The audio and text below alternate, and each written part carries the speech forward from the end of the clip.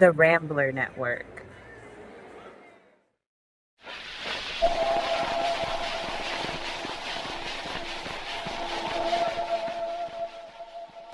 When we dig up the first of history, the signal is often weak.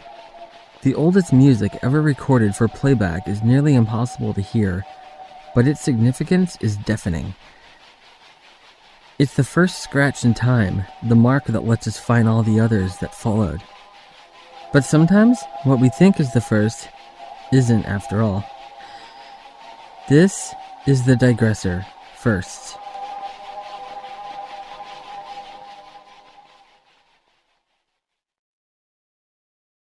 October 30th, 1938. It's the night before Halloween. Families across America gather around their radios, the glowing heart of every living room. The world outside is quiet except for the rustle of autumn wind. And then it happens. The music cuts out. An announcer's trembling voice breaks in. Something has landed in New Jersey. A cylinder from Mars. Moments later, heat rays, screams, cities burning, and for millions of listeners, it's not a story. It's happening right now. Reports start flooding in, police lines jammed, people grabbing their children and rushing into the streets, cars clogging highways out of New York. Some folks hide in basements, others pray in churches. One woman even burst into a local theater shouting, "New York is being destroyed. You're all going to die."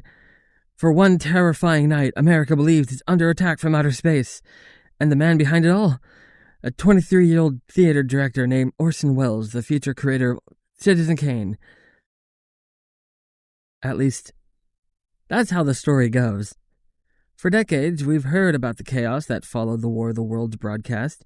The frightened masses, the suicides, the stampedes, the nation gripped in terror by a radio play. But the truth is a little more complicated, because the real panic was caused by the press. The newspapers, threatened by this new rival called radio, saw an opportunity. Headlines the next morning screamed, "Radio listeners in panic! Fake Martian invasion terrifies nation!" The hysteria we remember today was largely manufactured, an exaggeration. However, that was not the first. We go back a decade earlier, to the cold evening of the 16th of January, 1926 in London. Radio is still new, still mysterious. People don't quite understand how it works. It was like magic, spoken through wires and air. And that night, listeners of the BBC tuned in for something strange, a dramatic satire called Broadcasting the Barricades. It was written by a man named Ronald Knox, a priest, scholar, and occasional humorist who decided to parody how the media sensationalized everything. The broadcast began normally enough. A calm, serious voice delivered the news of the day. Then, slowly, things started to go wrong. There were reports of a riot in London, then a mob storming Parliament, then politicians being hanged in the street, the Savoy Hotel blown up, Big Ben toppled, and finally, the BBC itself under siege. To those listening at home, it sounded real. There were no musical cues, no hints that it was satire, although the BBC did have a disclaimer at the beginning that it was a work of fiction. Most listeners may have tuned in late, not to mention that the narrator sounded like the calm official tone of a BBC announcer describing the end of the world as if it were the weather, and people believed it. Listeners called the police. Some ran into the streets, searching for shelter. One man reportedly barricaded his house. Another rushed to warn his neighbors. The chaos even reached as far as Scotland, where a man burst into a pub shouting London was burning. When the BBC realized what was happening, they issued a correction, but the damage was done. The first radio-induced panic in history had taken place.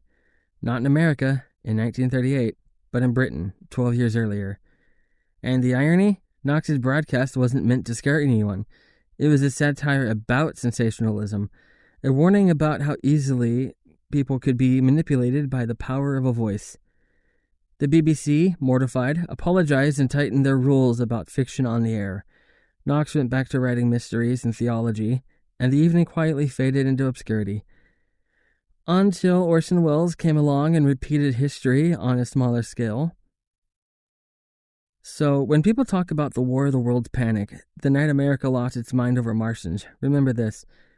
It wasn't the first time the airwaves blurred the line between reality and imagination, and it certainly wouldn't be the last. Because in the end, the real story isn't about aliens or barricades. It's about us, our instinct to believe the voice that sounds like authority, to panic before we verify, and to spread before we think. In the age of tweets and misinformation, maybe we're still falling for the same trick. But I digress.